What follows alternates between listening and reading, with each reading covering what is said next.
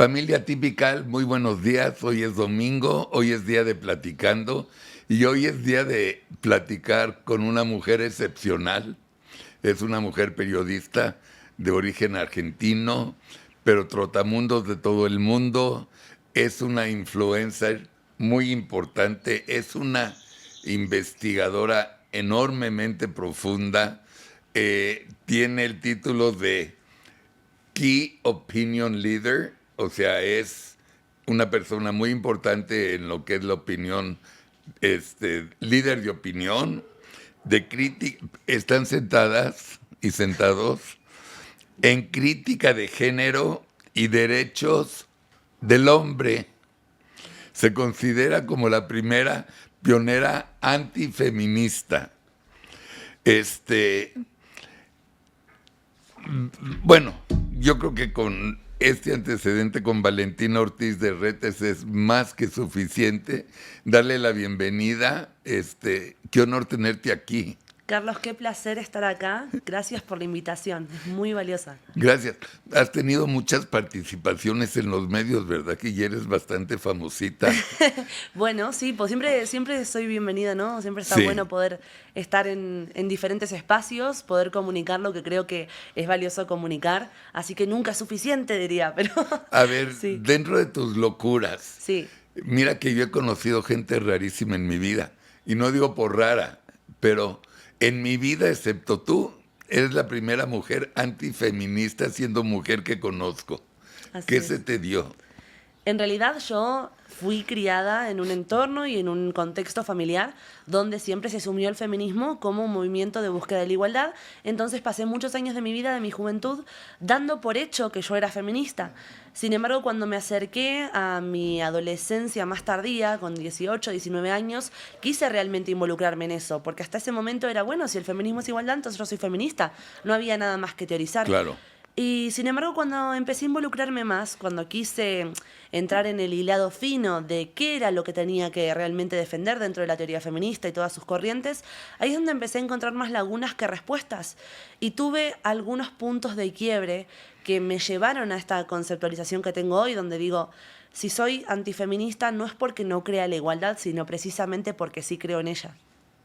o sea, te puedes dar el lujo de serlo porque eres feminista. No, al contrario, yo creo en la O igualdad, sea, porque ¿sí? eres mujer. Sí, creo que cualquiera en realidad puede ser antifeminista si tiene la oportunidad de explicar todos los matices que eso implica. Porque el hombre tiene un estigma por encima de decir que no es feminista, se asume inmediatamente que un hombre que no es feminista, que un hombre antifeminista directamente se opone a la igualdad. Y de hecho, aunque en el caso de las mujeres siempre exista cierto margen de libertad para hablar de estos temas, también existe ese peso. ¿Encuentras tú hay mujeres como tú, que son antifeministas y pro masculinos, digamos? Afortunadamente sí, y son Sí. muchas. Ese es uno de los tantos conflictos que yo tengo quizás con el feminismo, que busca apropiarse, homogeneizar la voz de las mujeres como si fuéramos un ente monolítico, donde el feminismo busca secuestrar esta voz y colectivizarnos. Wow. Sigue, sigue. En realidad creo que consiste un poco en eso, que al fin y al cabo el feminismo termina convirtiéndose en un movimiento infantilizante, donde en muchos casos terminamos escuchando cosas como, bueno, pero si te podés oponer al feminismo es porque el feminismo te dio voz. A lo que yo respondo en realidad, si porque el feminismo me dio voz no me permite disentir, entonces no me liberó de nada, solo cambié de dueño. Claro. ¿Estás casada? No, ¿Novio? tampoco. Bueno, no, viajas mucho. Sí, Sí, en realidad ni siquiera es ese quizás un impedimento como tal, porque siempre existe un roto para un descosido. seguro, Sí. seguro. Oye, a ver, a- eres periodista, eres investigadora, eres antifeminista. ¿Qué has encontrado que te llame la atención en tu vida como periodista? Bueno, me volqué mucho a ¿O todo qué lo que tiene. sorpresas? Yo qué sé, no sé. Yo me volqué mucho a lo que tiene que ver con los derechos de los hombres, porque al fin y al cabo, uno de mis primeros puntos de clic con respecto a mi oposición al feminismo fue que no se puede buscar la igualdad desde una postura que excluye.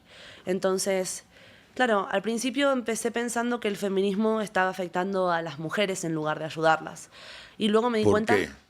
porque tiene esta tendencia infantilizante a considerarnos como víctimas crónicas, a colectivizarnos, a arrebatarnos de toda independencia discursiva, toda independencia ideológica, de homogeneizarnos como si fuéramos todas esto, una suerte de mente colmena.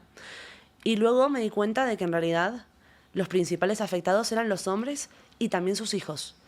Los hombres están siendo afectados de diversas formas y no ahora, sino a lo largo de la historia. Tenemos muchas confusiones a nivel, la perspectiva histórica que tenemos de cómo se han desempeñado la lucha de género, la crítica de género, incluso desde los comienzos, incluso desde el sufragismo.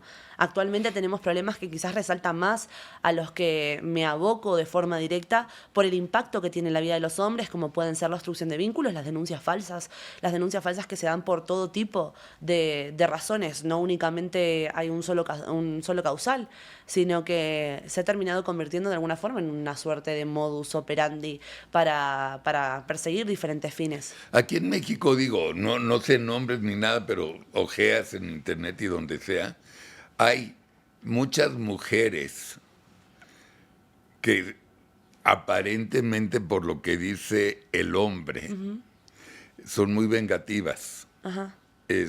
Porque les quitan los hijos en la patria potestad, se pelean porque no les dan el dinero el marido que les debe de dar, aunque el juez dijo tanto dinero, inventan también excusas, no digo, no lo generalizo ni de broma, o sea, nada más lo que te echas en redes en general, ¿no? Que ves muchos casos que dices, híjole, pobre tipo, el juez ya dijo que pague tanto dinero, ella aceptó y firmó y sigue echando pestes. Ajá, así es. Esto es algo Hay que muchos casos así en la vida, o sea, ¿te has encontrado? están llenos, salen debajo de las piedras. Cuando uno empieza a hablarlo, y si uno empieza a despundorizarse, es una palabra que me gusta emplear, ¿no? Para Sí, empezar a perder el pudor de hablar de estas cosas, sí, porque existe una suerte de silencio social por miedo al estigma, por miedo a ser considerado, tiene un peso muy fuerte al final, que dé la sensación de que te estás oponiendo a los derechos de las mujeres o que estás, al contrario, incluso peor, ¿no? Como defendiendo a violentos o a malos padres, etcétera. Pero cuando uno empieza a hablar de esto, se da cuenta de que si no lo ha vivido la persona con la que estás hablando, conoce a una persona que lo ha vivido. Y es algo que se sigue expandiendo porque el marco legal lo permite.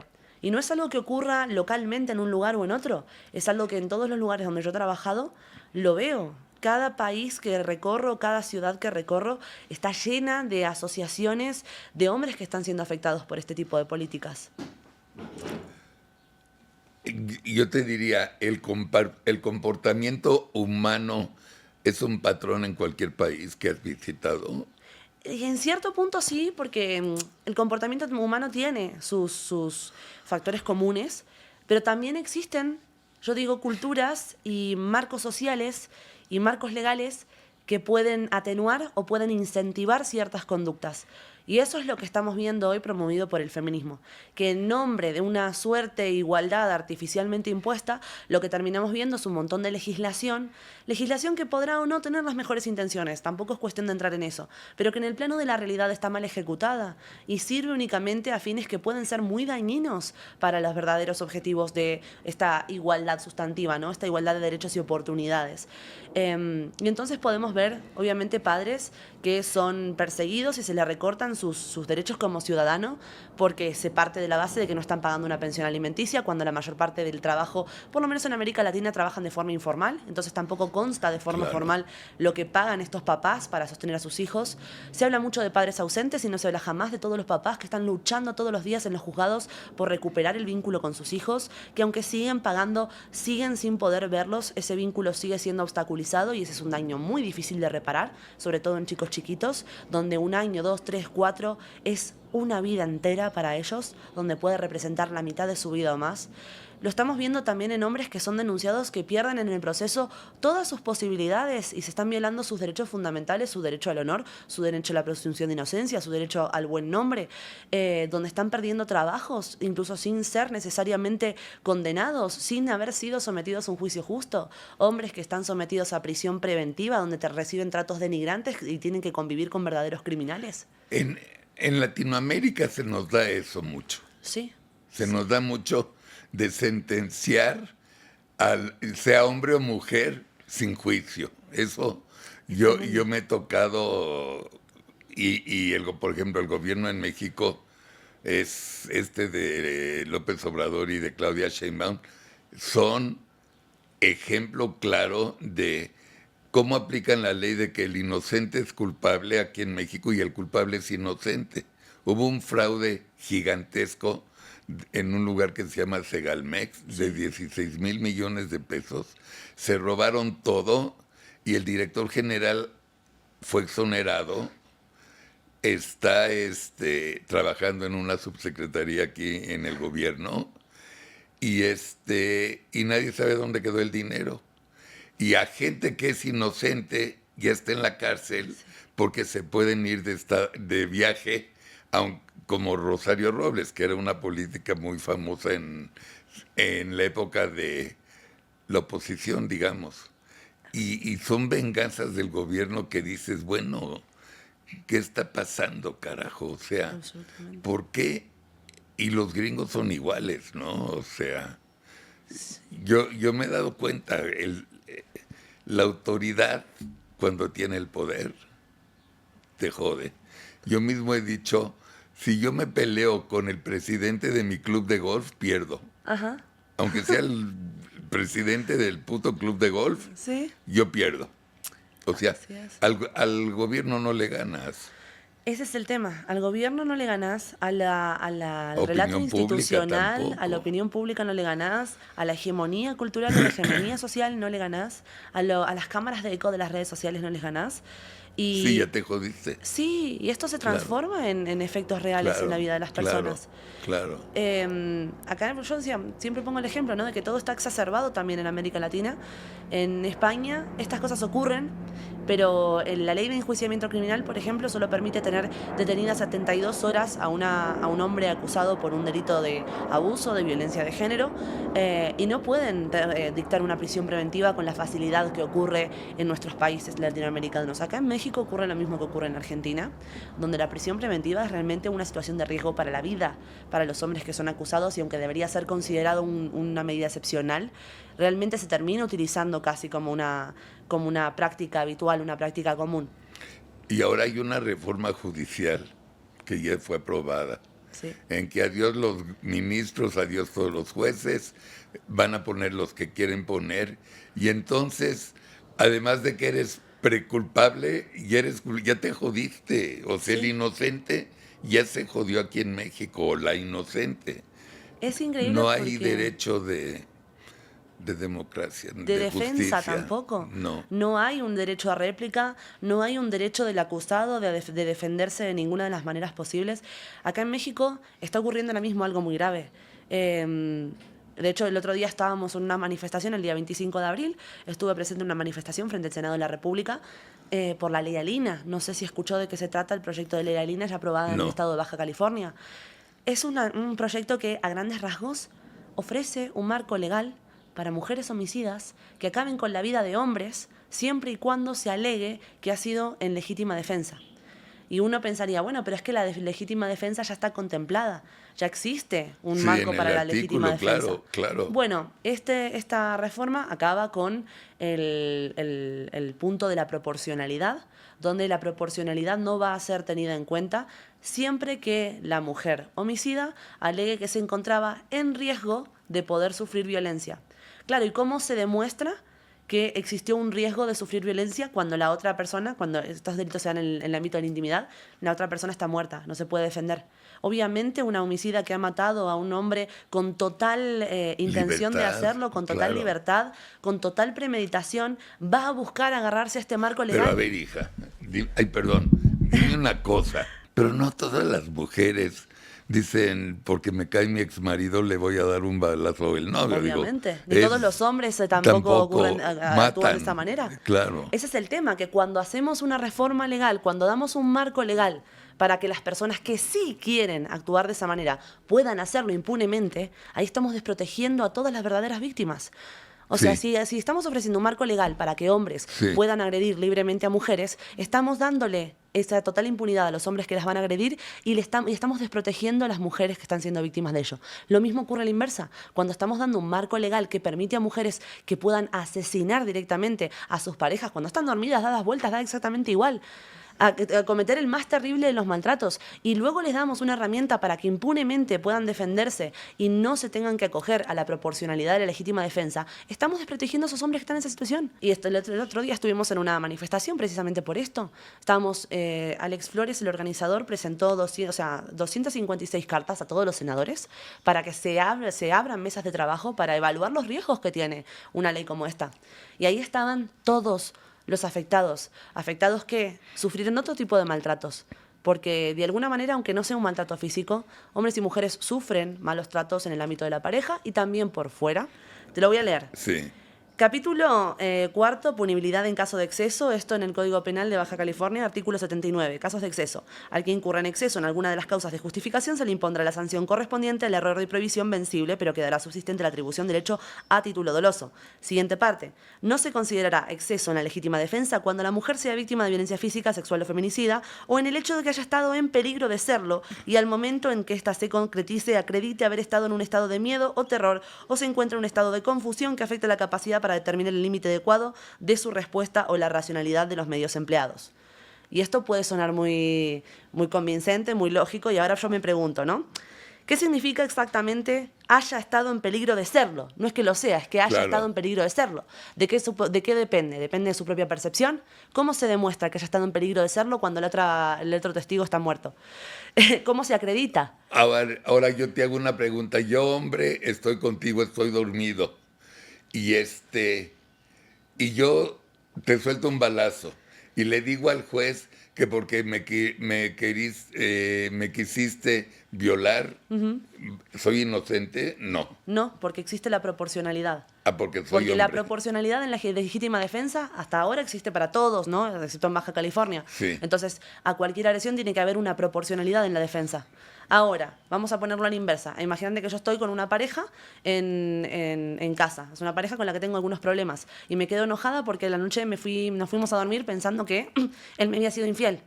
Entonces, en un estado de enojo, se me ocurre que mientras está durmiendo, lo voy a matar. Claro. Claro, esto luego se me presenta ante la justicia y yo digo, no, es que no había nadie ahí más que él y yo.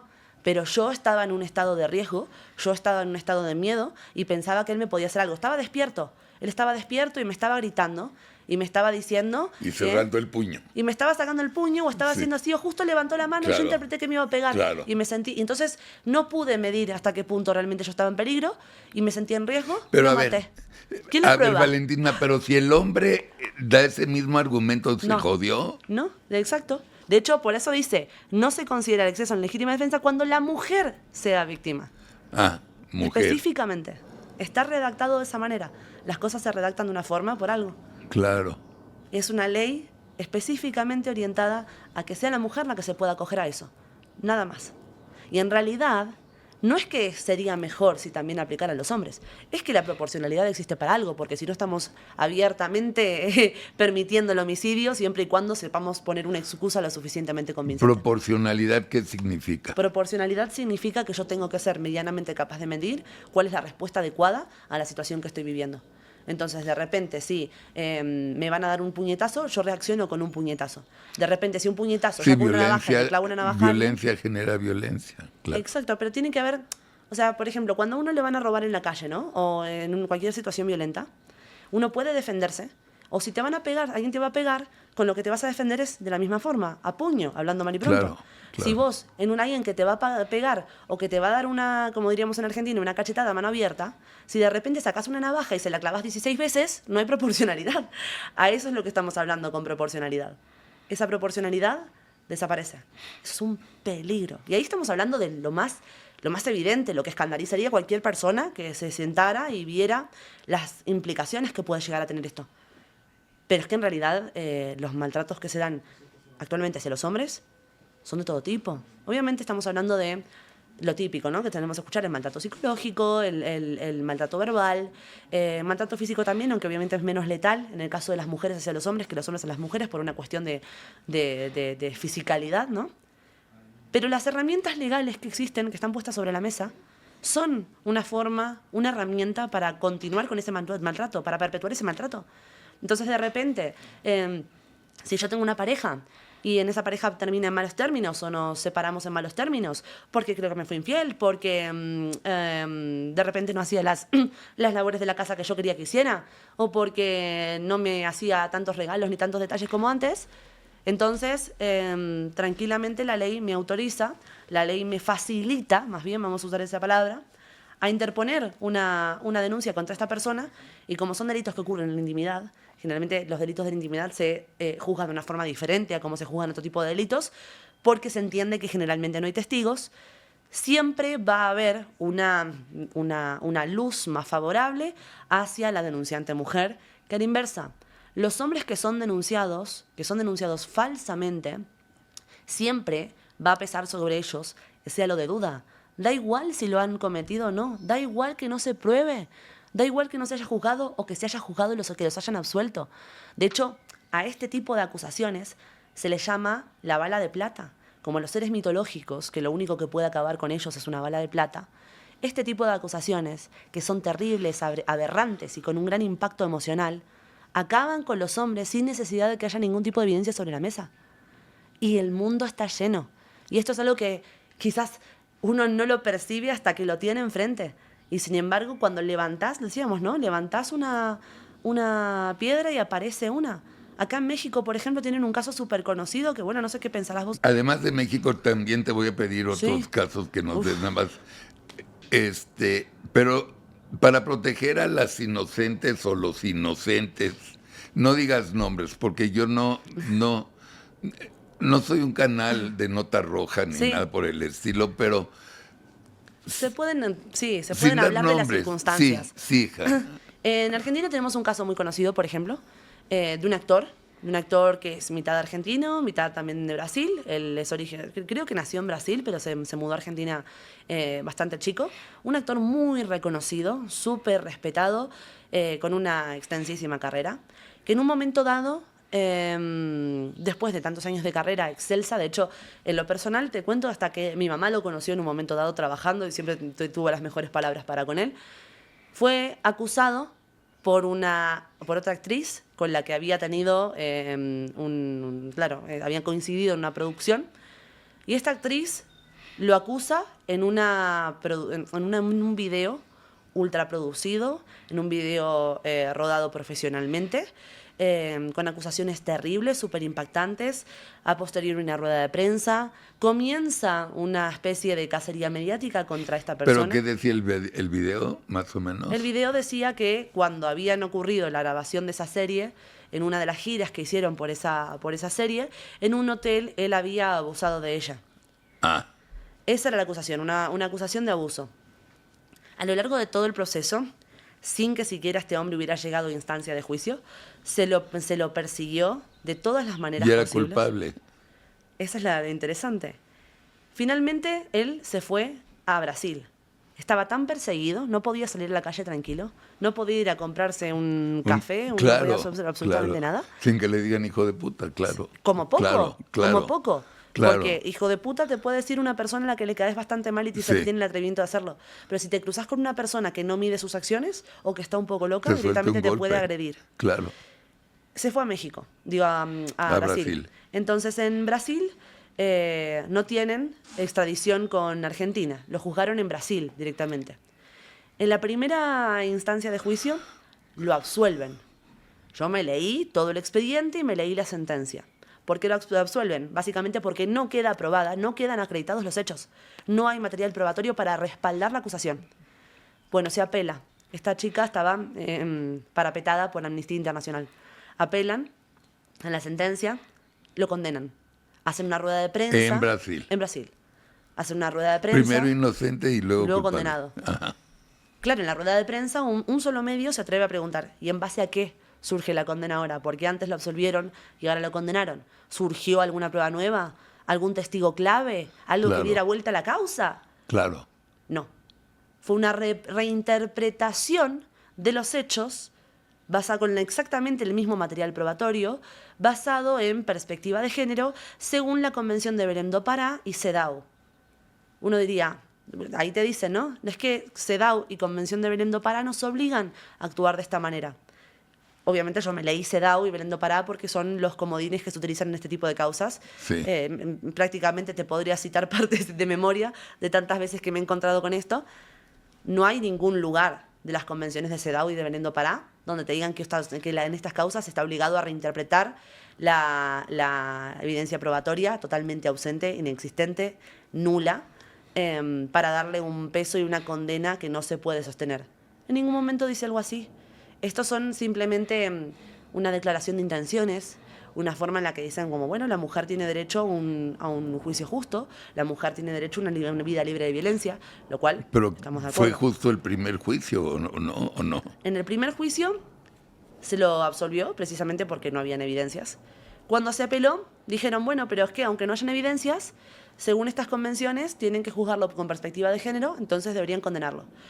Había tan ruido mediático en ese momento y yo he recibido llamadas de jueces que me han dicho directamente, Valentina, la verdad admiro mucho lo que haces, porque hay veces que el conjunto social te obliga a condenar porque si no te prende en fuego el juzgado. Claro. En ese punto ya tenían que agarrarse a algo para condenar a este hombre. Ya no importaba el juicio que se diera de puertas para adentro del juzgado. El público quería culpable. El juicio ya se había dado. Claro. Se había dado fuera, en las redes sociales, en Claro. los medios. Entonces, obviamente no, seguimos en la misma. No hace falta dar nombres porque estos casos, te digo, se pueden replicar en todos lados. Te vayas a donde vayas, te pones a escuchar un poco y aparecen. Acá en México tienen uno muy parecido. Ahí voy. ¿Y el tipo sigue en la cárcel? El tipo está en la cárcel. Ahora tiene salidas transitorias, le permiten ir a trabajar y volver a la cárcel. Ahora, esto es la segunda, o sea, después de la Sí. condena, él volvió a apelar Sí. y ahora quedó en firme. O sea, ahora sí entra a la cárcel. O sea, perdió. Perdió. Sin haber comprobado la tía eso. Nada. Llena de contradicciones la causa. Te digo, yo me he quemado las pestañas, Ay, tengo pues también 4 o el 5 del informes. Barcelona. A Dani Alves. Dani Alves, Ajá, claro. Que también. Que nunca Bueno, se supo. Se hubieron, en el caso de Dani Alves, Sí. yo también hice varias coberturas al respecto de eso y fue uno de los casos que me ha traído más backlash, que me ha traído más críticas, porque mucha gente le daba credibilidad a ese caso en su momento. Y yo decía, esto tiene toda la pinta de tener intenciones que no reflejan la realidad de lo que se está denunciando. Y tuve que comerme incluso críticas de mi propia audiencia diciendo, ¿estás segura, Valentina? ¿No te estarás equivocando esta vez? Bueno, ahora salió absuelto. Sí. Y en esta absolución leemos nuevamente la sentencia y dice exactamente lo que yo sabía que estaba pasando en la vez anterior. De hecho, se hablan muchas cosas, ¿no? De que las cámaras de seguridad demuestran a todas luces que no ocurrieron los hechos como la denunciante los relata. Pero es que hay otra parte de la sentencia que yo no sé por qué no se está comentando con la rigidez y la solidez con la que se debería comentar, que es que se hicieron exámenes forenses de ADN en el baño donde supuestamente ocurrieron los hechos. Y estos exámenes forenses de ADN demuestran más la versión del propio Dani Alves que la de la denunciante. No se le puede mentir al ADN. No. Claro. Bueno, Y aún así. y ahora en México hay un caso que decías. En México hay un montón de casos, pero hay Sí. uno que me hace acordar, por eso me acordé de este, que me Sí. hace acordar mucho al del actor español. Me dijiste que no mencione nombres, sigo sin mencionar Sí, nombres. sí. Hay un hombre con una carrera muy sólida, muy reconocida, que ha sido muy respetado a lo largo de muchos años aquí en México, que actualmente se ha tenido que ir del país por las acusaciones terribles que ha sufrido. ¿De qué lo acusan? Lo acusan de violación y de abuso sexual. Dicen que son Como el español o Dani Alves. como, sí, o sea, como me recuerda más al caso del argentino. Sí, que de hecho perdón, empieza, el brasileño argentino, sí. empieza de la misma manera. Empieza con un video súper producido por una persona con una mediana relevancia pública. Empieza todo a través de lo mediático, luego se empiezan a replicar otro tipo de acusaciones, va aumentando el número de las acusaciones, se terminan judicializando algunas de las causas, pero de las causas judicializadas no hay ningún tipo de sostén. De hecho, llama la atención que de tantas acusaciones, más de 60, se empieza a decir que... ¿Cuántas? Más de 60, supuestamente. O sea, el tío este que tú hablas tiene 60 No, acusaciones. en la de México estamos Sí, hablando. sí, Sí, más de 60 acusaciones. Pero hablan de denuncias, de más de 60 denuncias. Y después te pones a ver que no son denuncias, son acusaciones. Y que esas acusaciones son tweets. Y que esos tweets son anónimos. Y que esos tweets anónimos describen en su mayoría situaciones que no son delictivas. Que son Pepito me tocó el brazo, Pepito se olvidó de mi nombre. Que por supuesto estaremos de acuerdo que no son acciones constitutivas de delito. Que te pueden caer mal, que pensaste que esa persona se iba a acordar de tu nombre y no se acordó, entonces quedaste dolida. Pero desde luego no supone un delito. Pero eso está ahorita en las acusaciones. En las acusaciones de los tweets. Claro, que ese es el gran problema. Público, no legal. No. Y ese es el gran problema, porque se confunde todo el tiempo. La gente habla de más de 60 denuncias. No, no hay más de 60 denuncias. Hay más de 60 tweets, denuncias. Ya entendí. Son menos de 4, son 4. Y en las denuncias ocurren cuando, las que están judicializadas hablamos, una ocurre, supuestamente, en un restaurante que no existía en el momento de los supuestos hechos. Otra ocurre en un momento donde en la casa de la persona que era acusada no lucía como se supone que se describía en la acusación. Es decir, había habido una reforma en el medio donde... En la casa. Es decir, vamos a ponerte un ejemplo, ¿no? Que yo vengo aquí hoy y yo veo que está esta mesa redonda y veo que está esa planta preciosa, ese lecho precioso ahí, y yo digo que en el año 2006 yo vine acá y acá había una mesa redonda y un helecho precioso ahí al fondo. Y resulta que en el año 2006 este patio no era un patio. Este patio era un lugar totalmente diferente y había una mesa cuadrada y ahí no había un helecho, había una estatua de una señorita griega, lo que sea. Entonces, ahí es donde empezamos a ver que esa acusación, por un lado, no tiene ningún tipo de sentido. Y estas ¿Tú son te las has más metido suaves. a ver esos? Obvio, Okay. Yo, de hecho, cuando empecé a involucrarme en esto, porque sí, algo que quizás se puede considerar una virtud, un defecto según quien lo mire, soy un poco obsesiva con mi trabajo. Okay. Entonces, cuando decido involucrarme en algo, me meto hasta el fondo. Y yo viajaba a Estados Unidos a ir a un concierto. Sí. Y aproveché para hacer una escala en México. Y pedí autorización para ir a conocer esa casa y tomar apuntes y tomar notas sobre cómo realmente era la casa. Me contacté con el arquitecto que había hecho la reforma de la casa.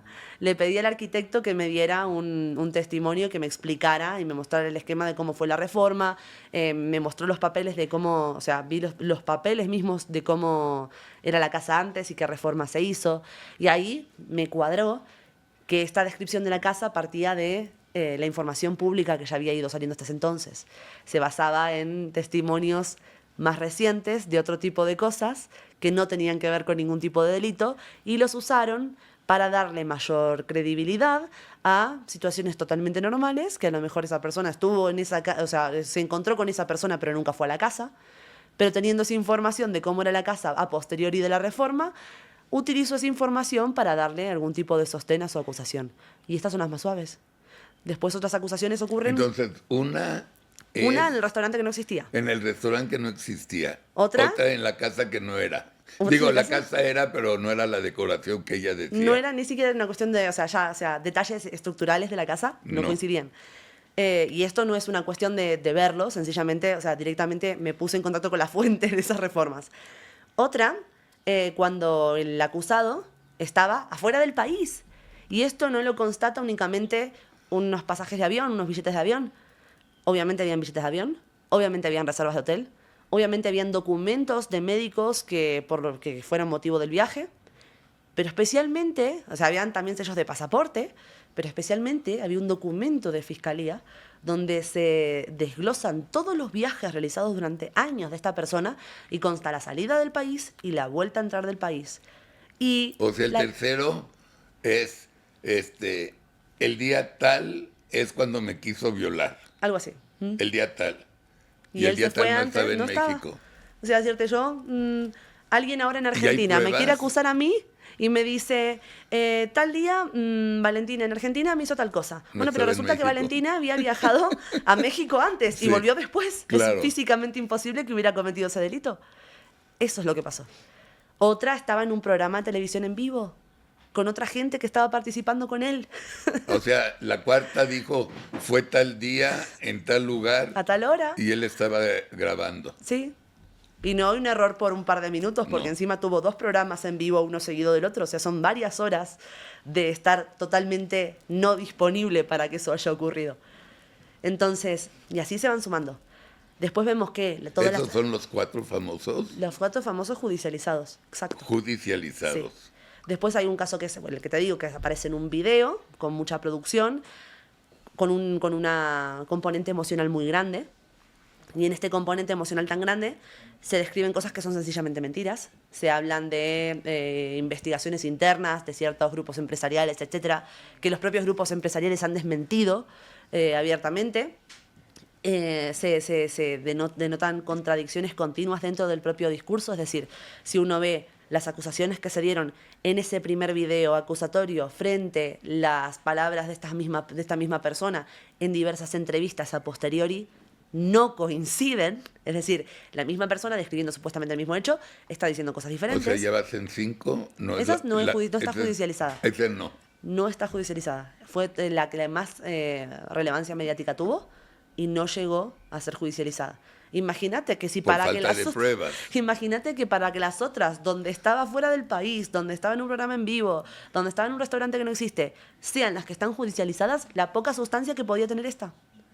Y esa es la más mediática de todas. Y ahí empieza una cantidad de acusaciones, una especie de efecto Werther, efecto llamada, donde empiezan a aparecer más y más acusaciones, pero a través de tweets. De Twitter. E incluso han habido personas que han dudado de que de repente, después de tantos años, de una reputación intachable, que haya estado en diferentes lugares donde nunca surgió ninguna acusación ni nada, digan esto hasta qué punto es cierto. Había una plataforma en Twitter que estaba publicando estas acusaciones, que de hecho es una plataforma de Twitter, nada más, es una cuenta de Twitter, no tiene ningún tipo de personería jurídica, no hay ningún responsable detrás de esta supuesta organización, que mandaron algún mensaje anónimo del tipo, no, porque esta persona me hizo tal cosa, me hizo tal otra, sin describir ningún tipo de delito, para comprobar hasta qué punto realmente había una curación de esas acusaciones, si alguien realmente estaba chequeando que eso hubiera ocurrido o no, qué tanta veracidad le daban. Las publicaron automáticamente. Y esa plataforma hasta ese entonces no había publicado acusaciones contra nadie. O sea, la plataforma parecía dedicada única y exclusivamente a perseguir a esa persona. Llama la atención cuanto menos. Fiscalía hizo un pedido público a personas que quieran acusar a esta persona, que vengan, las recibimos. Esto pasó, yo no estaba viviendo en México y me enteré, ¿cómo puede ser? Claro. Entonces, ya de por sí ahí ya resulta llamativo cuanto menos, ¿no? Y entonces consideramos que, además es esto, durante años no apareció ninguna acusación de este estilo. También pasa ahora en España con algunos políticos que están siendo acusados de este tipo de delitos y ahora surgen algunas acusaciones públicas, pero la gente le está empezando a revisar el archivo, como diríamos en Argentina, y están apareciendo acusaciones de 2013, acusaciones de no sé cuál. Hay una serie de acusaciones que no se habían visto hasta ese entonces, que estaban en un tuit muy antiguo, que estaban en una publicación Pero de un blog muy acusaciones de antiguo. tweet. Claro, pero que había una constancia de que algo así ya se lo había dicho hace mucho tiempo. En este caso, en lo de México, no ocurrió. O sea, era como nunca hubo nada y de repente florece todo de la nada. Es muy raro. Esta misma persona que hizo este video públicamente, hay una conversación donde se la escucha diciendo que la habían intentado hablar para que arremetiera contra él porque lo querían bajar de ciertos espacios, que no quería que lo usaran a ella, que ella lo había defendido. Esto está grabado con su voz. Está grabado con su voz y se lo está diciendo a él, lo está mencionando con su nombre. Es decir, no hay... La que salió en el video diciendo que esta persona es un hijo de puta, Ajá. resulta que estaba en privado. Hay grabaciones en privado Hay grabaciones que dicen en que privado. es un amor. Ajá. Diciendo, ¿por qué? O sea, ¿por qué estás diciendo No me estas cosas? jodas. Sí, sí. Y esto está, ¿sabes qué es lo que pasa? Está al alcance de todo el mundo. Lo que me pregunto yo es, ¿Por qué al alcance de todo el mundo? ¿por qué está público? Porque yo lo encontré así. O sea, ¿cómo puede ser que yo, que cuando empecé a investigarlo tenía 26 años, una argentina con una computadora de 26 años, pudo alcanzar todo eso? ¿Qué pasa que el resto de la gente no lo está queriendo ver? Y tengo una posible conclusión. No sé si sabes, Carlos, que hay un libro, un manual, que se llama DAM, siglas DAM, que es How to Destroy a Man Now. Es un manual para interponer denuncias falsas De ese contra libro. hombres poderosos con un modus operandi ultra concreto que es y prácticamente infalible. O sea, es tan clara la forma de hacerlo, es tan infalible, que alguien escribió un libro, lo estructuró y lo ofreció gratuitamente al público para que se use en contra de hombres con los que se quieren acabar. De hecho, el preámbulo del libro, todo el prólogo, es una declaración de intenciones de cómo hacer estas acusaciones falsas contra hombres poderosos es una forma de las mujeres de recuperar el poder y no sé qué. Y cuando yo... Esto fue lo último, porque en este caso de México, como en el de Argentina, vi estos factores comunes e hice un cross-matching de las cosas que habían ocurrido con este caso versus las recomendaciones del libro. Te digo que soy un poco obsesiva, tengo una tabla hecha. En este libro, página tanto, se dice esto, te cita textual, ¿qué pasó con esta persona? Y lo pongo. ¿Sí? Está ocurriendo así, con ese nivel de impunidad. No sé si es que no genera clics, no sé si es que no va de acuerdo al relato dominante, no sé si es que obviamente genera mucho rechazo, mucha repulsa social hablar de este tipo de cosas. Y una de las cosas del libro es, las acusaciones tienen que ser aberrantes. El abuso sexual, Sí, la claro, violación, claro. la violencia de género. Sí, sí, sí. Socialmente estamos muy sensibilizados Sí, con esos sí, temas. Sí. Nadie se quiere relacionar con una persona a la que la acusan de algo así. Ok, nada más yo quiero hacer memoria. Obvio. La historia de este personaje de México empezó públicamente por el video de una tía. Ajá. Es la misma tía que después volvió a producir, que es la que le dijo a esta persona, eres a todo dar, yo te cuido porque te quieren joder Sí. el canal. Es la misma Es la persona. misma. Y esta es la que dice que esta persona la quiso abusar de ella. ¿Cuál de las 4 casos No es? está judicializada esa. O Eso sea, es solo lo que mediático. ella, no jodas. ¿Sí? O sea, la que lo acusa ni siquiera fue tocada. Así es. No, pues esto ya La es que lo medio, acusa, ya es no. político el rollo. Absolutamente. Absolutamente. Y ahora están pasando muchas cosas en México. O sea, coincide con que yo esté acá, en estos días que estoy acá, que están saliendo unas cosas que supongo que sabrás de cuáles te estoy hablando. Que vos decís, puede ser que también, no sé, esto no lo sé porque yo no tengo esa información. Y yo pongo las manos en el fuego por lo que yo misma pude investigar. Y por eso sé que en estas cosas me atrevo a hablarlo así y a decir toda la información que he logrado recopilar. Y saldré en los lugares que sean necesarios a repetirlo una y otra vez. No importa que tanto me persigan mediáticamente por las redes sociales. ¿Te persiguen mucho? Un poco, pero no tanto como otras personas Sí. porque yo digo, no se puede cancelar a quien nació cancelada, ¿no? O sea, con lo que me dedico yo, Sí. es muy difícil que me puedan atacar y que me pueda afectar realmente. Quizás es que estoy afectada desde el principio, entonces no me doy cuenta de lo que pierdo, también puede ser. Pero hay ciertos casos que son más antipáticos que otros. Porque hay casos que cuanto más conocido uno es, también se gana más gente que lo quiere, también se gana más gente que lo odie. Entonces, aquellas personas que, si surge una acusación así, aquellas personas a las que no les caigas bien, obviamente van a utilizar eso en tu contra para atacarte. A ver, antes de pasar a la historia 3. Ajá. La historia 1 es Brasil-España. Nunca le comprobaron al pobre actor y ya le confirmaron sin Brasil-Argentina, ninguna puta prueba que él la quiso violar. Ajá. Así. Así. Sin pruebas. Sin pruebas. No solo es eso. A mí me gusta hablar de que no es que no hayan pruebas en muchos casos, Sí. sino que hay pruebas de su inocencia.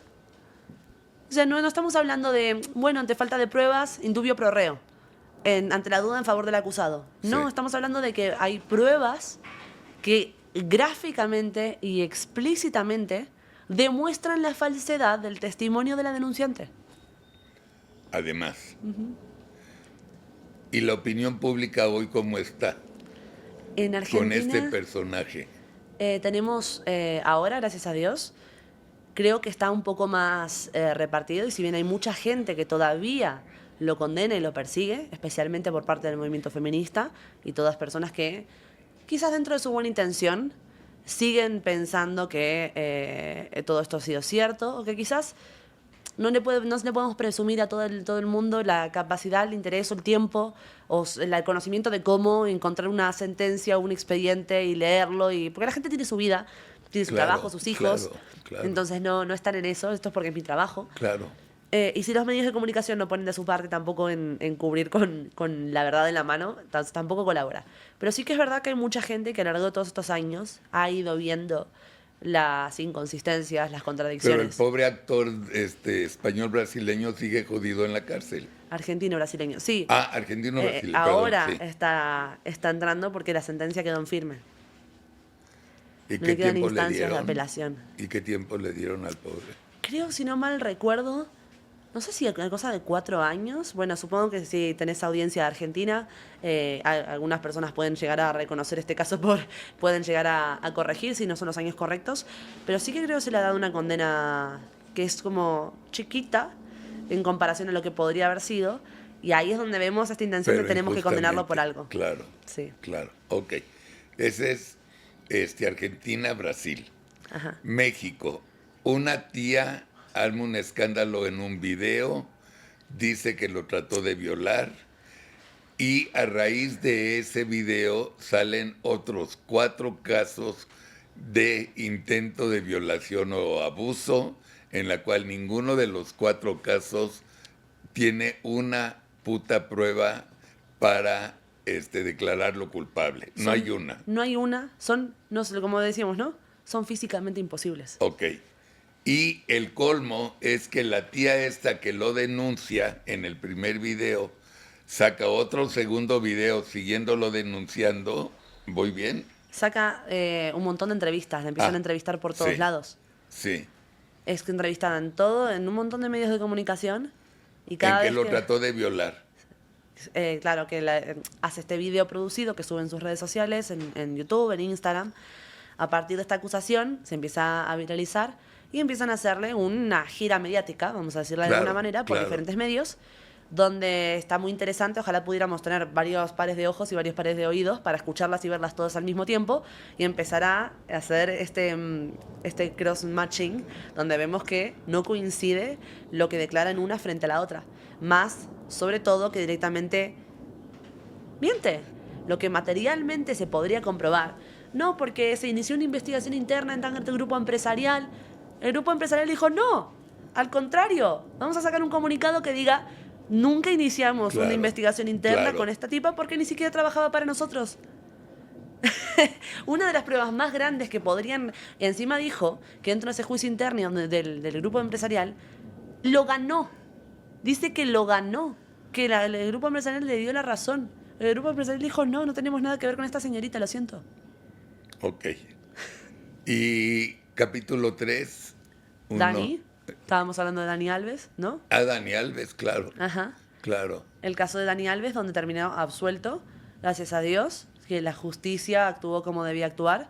Y de hecho es algo que yo he cubierto con mucha ingenuidad e incredulidad, porque yo siempre digo que a este punto estoy decepcionada pero no sorprendida con ciertas cosas que pasan, pero sería mentira porque hay cosas que todavía me sorprenden en lo positivo, como en este caso. Pero ¿por qué guardaron a Dani tanto tiempo si el ADN demostraba que él no tuvo nada que ver con esa chica? Bueno, y ahí es donde uno empieza a entender por qué de repente el actor de Argentina se fue a Brasil, porque el de México se fue a otro lugar. Entendemos que simplemente es una cuestión de... Es un premio político. Metimos a este tipo en prisión preventiva, quédense tranquilos, somos los mejores. Ya está. Tan sencillo como eso. Es un caldo de cultivo para dar esta sensación de que hay un triunfo sobre un mal. Yo creo, lo que estás diciendo es cierto. El juzgado hizo lo que la gente quería que haga, Ajá. sin tener una puta prueba. Actúan así. Entonces al final estamos haciendo profecía autocumplida. Claro. Donde acusamos y damos por culpable antes de que se dé un proceso de juicio justo. Decimos, estamos cumpliendo al final con la peor leyenda negra de una cacería de brujas y decís, ¿para qué tenemos un sistema de justicia si al final estamos ejerciendo de la misma manera que la peor leyenda negra de los juicios medievales, que ni siquiera eran tan así? Y claro, nos ponemos a pensar en retrospectiva y decimos, ¿estamos realmente del lado correcto de la historia? Tu intuición de periodista.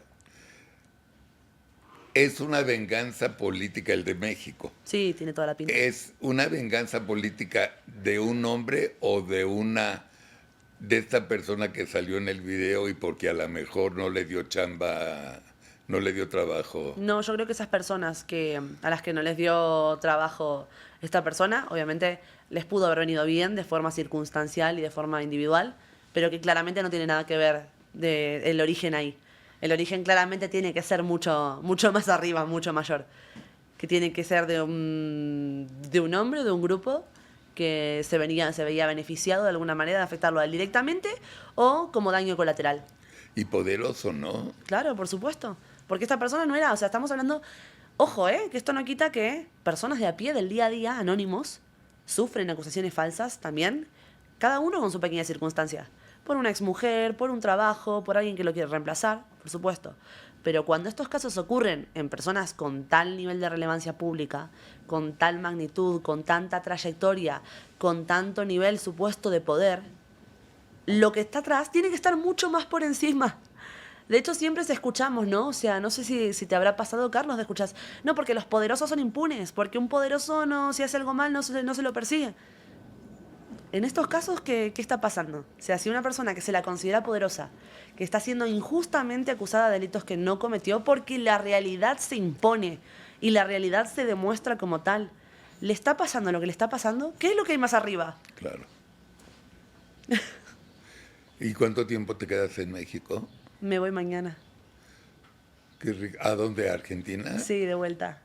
¿Y tienes ahorita otros casos que quieres investigar o te tomas un descanso? No, yo estoy constantemente con eso. Siempre hay un caso con el que estoy, O lamentablemente. sea, tú te sientas en la compu y empiezas a averiguar y dices, Sí, o sea, yo tengo que hacer, obviamente, también otros tipos de contenido para mi canal. Sí. Porque, bueno, conocerás muy bien cómo es el YouTube. YouTube premia mucho la cantidad, ¿no? de La producción. vistas. Exacto. Entonces, obviamente, hago otros contenidos. Pero siempre en paralelo, aparte de los contenidos que voy subiendo de forma diaria, hay una parte de mi día todos los días que está dedicada a este tipo de cosas.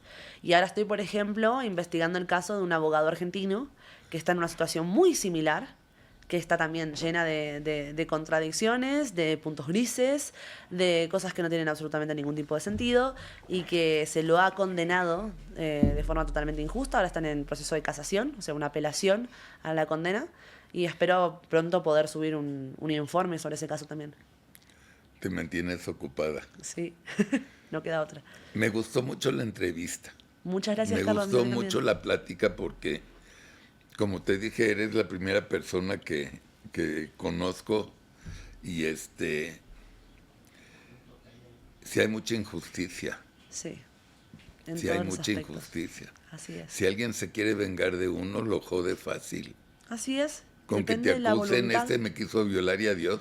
Exacto, por eso hay un manual entero de cómo hacerlo, por eso se le llama la bala de plata. Por eso al final termina siendo un arma de doble filo este nivel de sensibilización que tenemos, porque está muy bien para las verdaderas víctimas. Pero ¿qué pasa con aquellos hombres Es que no que hicieron? lo que me da risa, te explico.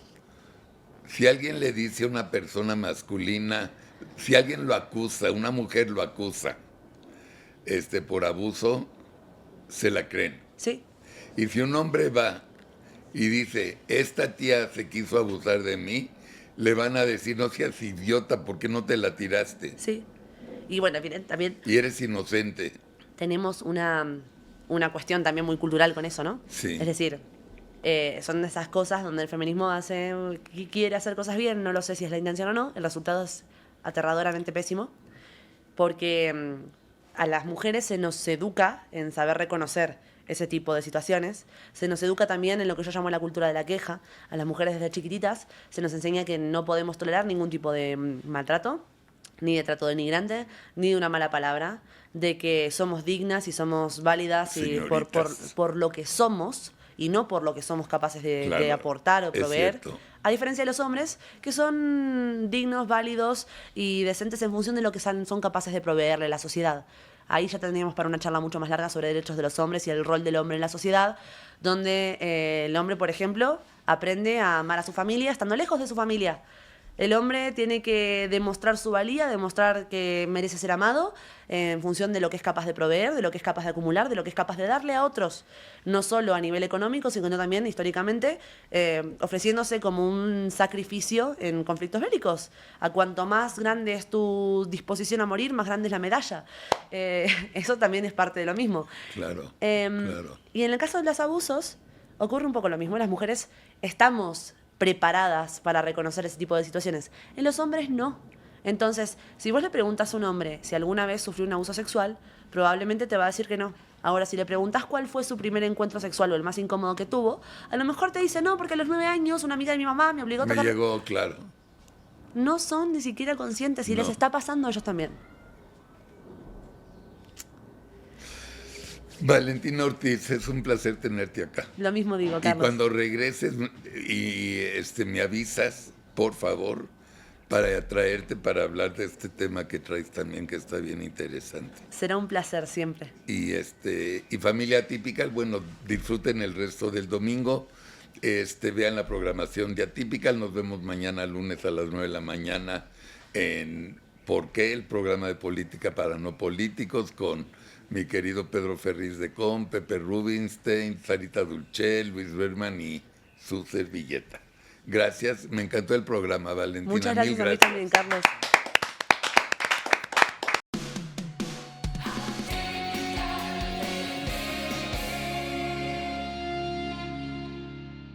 Familia Atípica, muy buenos días. El telegrama semanal que he escrito esta semana para Atípica TV se la dirigí a Carolina Rangel, la secretaria general de Morena, en relación a su viaje a Cuba. Y como cada semana les recuerdo me hagan el gran favor de viralizar este video entre sus conocidos y amigos. Mil gracias. Bien, vamos a la cabeza del texto. Telegrama dirigida a Carolina Rangel de Morena y entre paréntesis, pinche comunista. Carolina, el 1 de mayo de este año fuiste a La Habana para festejar con nuestros hermanos cubanos el Día del Trabajo.